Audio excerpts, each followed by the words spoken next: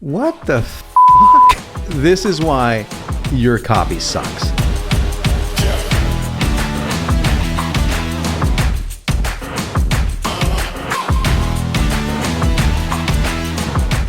Welcome back. Welcome to a negative video about why your copy sucks. What I mean by copy sucking is it just isn't getting sales. Okay, if you're not getting sales from the copy that you have on your sales page, in your emails, on your webinar, then guess what? It doesn't matter how pretty it is, how well typed it is. In other words, there's no typos, how grammatically ideal it is. It sucks ass. Are we clear? Okay, so we're going to talk about how not to suck, which is very good. But first, I want to show you a reason why I think so many copywriters are really, really messed up when it comes down to what makes good copy. And I found an article when I just went to Google and I said, bad sales copy, bad copywriting. And this is the first article that I found, or one of the first articles that I found. And this is the kind of nonsense that is causing you to really suck at copywriting. This is from Scatter, and the article is what bad copywriting looks like. Okay, it looks like a professional page. Maybe this is someone I can take somewhat seriously. It's a 5-minute read. It's really short. Let's look at their top reasons, okay? And then we're going to look at the real top reasons from another couple of articles just to give you an idea. Typographical errors. Okay, let me just break this to you. No one cares if you can spell, if you can write. Let me say that again. No one cares if you can spell, if you can write. And I will give you two very, very visceral examples of that. Number one, the number one ad that we've had in weight loss over the past 10 years was this headline: one weird tip to fat loss. Doesn't make any sense. To fat loss. It was written by a partner of mine who lives in Israel. So English is a second language. We've tried to beat that with proper English for 6-7 years. Never could. Never could. Now, we're not running that ad any longer because all ads have a half-life, and this one ran for a long time. But that was one of the most popular weight loss ads ever created, and it had a major typo in it, a major grammatical error in it, and no one cared. So this stuff about typos and failing to proofread, this is just nonsense. Now, I'm not saying just, go carte blanche and just, knock yourself out and misspell every other word. I'm not talking about that. But I'll give you another example of why this is bullshit. The page that ad went to, and many other ads, like $1 million a month of traffic, had in its headline, I forget the exact headline because it's been like 10 years ago, but it had something to the effect of, this is the number one secret used by celebrities for fat loss, or something to that effect, right? And fat loss was spelled F-A-T-L-O-S.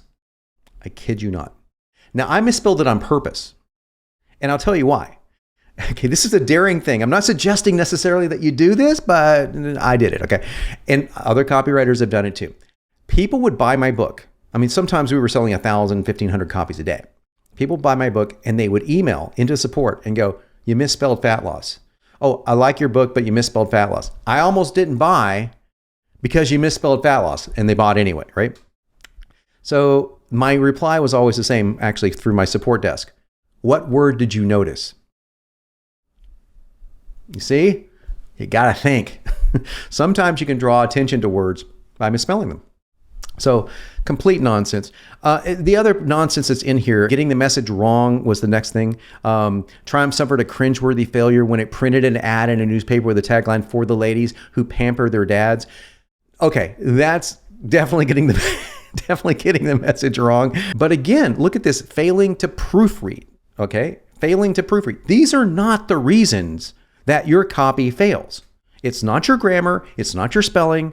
In fact, copywriting and grammar are really often two completely different things. When we don't send our copy off to an editor in the traditional sense, because I don't want an editor to fuck it up, because they will. They will fuck it up every single time because they do not understand that we will break every rule of grammar. We start sentences with "and." We use commas in weird places or none at all. Ellipses everywhere. This is not the art of grammar. This is the art of copy to sell. That is a completely different art. Now, if you want to read a really good article on this, Here's where this article is great. 7 ways to write damn bad copy. Okay. I don't know Damian Farnworth, but he sounds like a pretty cool guy, at least as far as what he's talking about here. This is really good article to read. Okay. I'm going to read through some of this with you. A few weeks ago, I wrote about a few ways to write good copy that sells. Now I'd like to take a few minutes to show you at least 7 kinds of copy you need to avoid. Now, what he's doing here is copywriting, actually. It's the push-pull method that I talk about all the time, that I talk about duality. Okay, you've got a positive and a negative. I said something good, now I'm going to say something bad. What you need to avoid, okay? With help from the legendary John Caples, one of the greatest copywriters who have ever lived. Okay, so lyrical copy.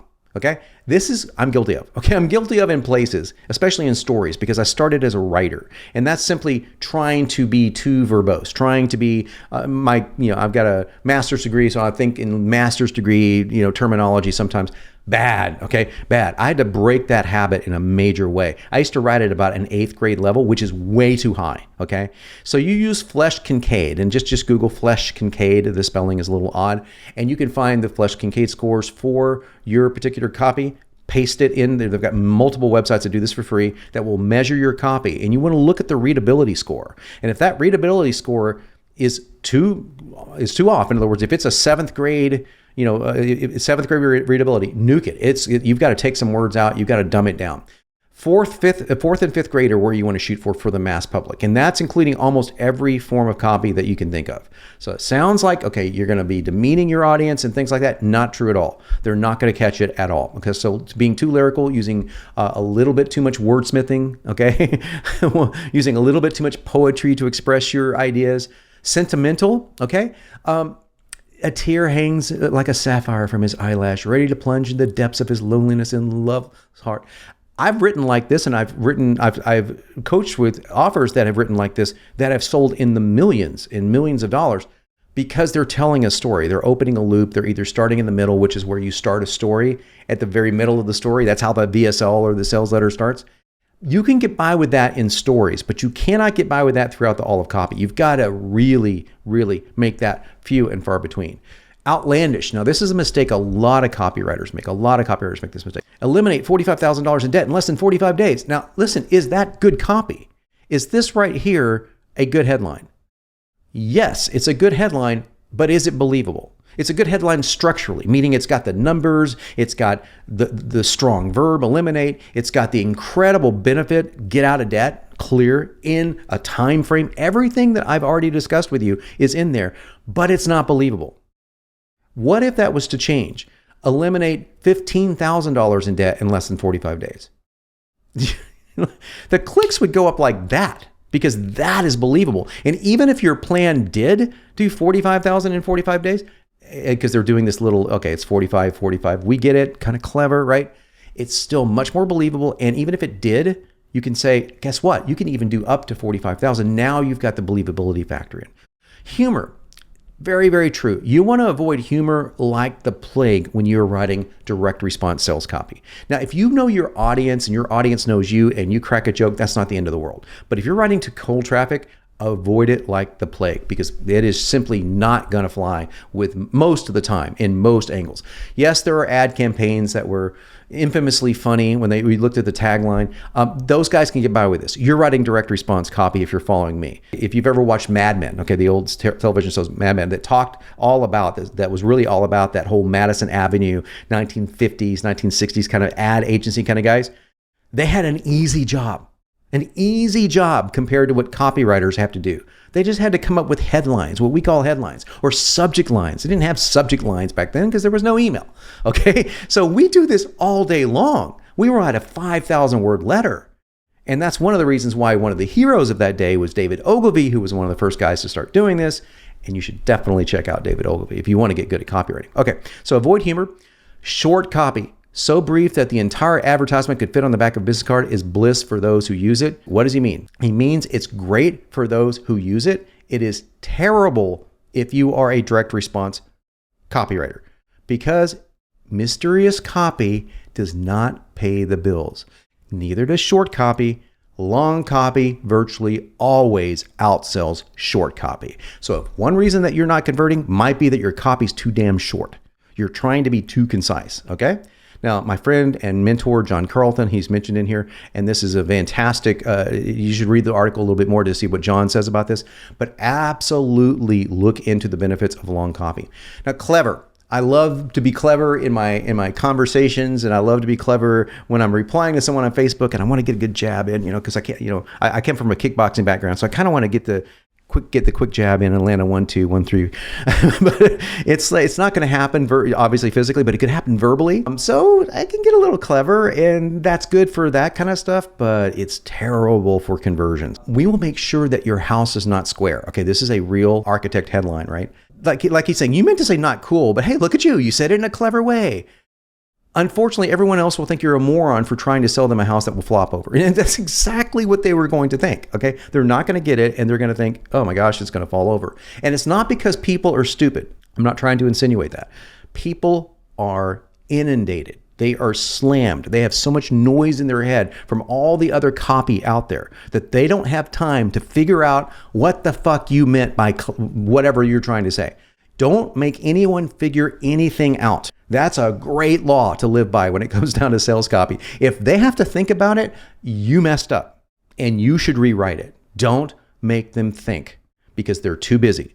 I'm not saying they're too stupid. That's a very, in my opinion, jaundiced way of looking at things. See, I'm using these lofty terms here, but I would not do this in copy. I'll do it talking to you. What you want to do is you want to make sure that they never have to decipher, to figure out, oh, that's what he probably means, or she probably means, don't do that. So finally, the advertorial. Now, this is interesting, okay? This is an advertisement dressed up like a piece of news. This right here is the only thing that I disagree with, because advertorials have been shown to work brilliantly well if you write them correctly. But 6 out of 7, that ain't too bad. I'm going to look at one more page real quick here. Jump over to this one here. Now, I thought this was a fantastic answer. Honestly, I'm going to blow this up so you can see it a little better. Honestly, most copy nowadays is poor. Yes, it may win awards. And yes, it may make the client say, that's great. I love what you're saying about my company, but it's not. Copy is not designed to impress. It's not designed to win awards. Copy is designed only to sell. It's freaking marketing, okay? That's what this is. It's not supposed to be interesting unless you're telling a story. Then you really need to be interesting. It's not supposed to make you laugh or cry, again, unless you're telling a story inside of VSL. We'll cover that in another video. It's not supposed to make you say, wow, that's really neat. It's supposed to get you sales. That's it. That's why this channel is called Sales Copy Secrets, because this is about copy that gets sales. If you want to write clever and witty and pithy and you want to be branded, like the Mad Men style branded copy is, you probably need to go to another channel because this ain't going to do it. If you want to learn how to write copy, or at least learn the secrets of copywriters that will help your product and service sell more, you are in the right place. Okay, those are some reasons why your copy sucks. You can do something about it by doing the exact inverse of what we talked about. Don't be clever. Don't worry about being too succinct unless you're talking about sentences. In other words, long copy is better. Don't be humorous.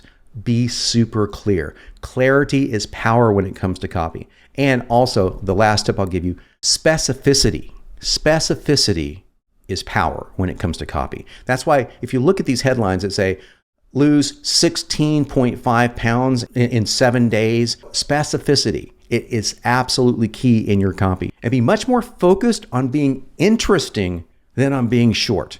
There's no such thing as copy that's too long, just too boring. All right, I'll see you back here next time. Until then, keep writing.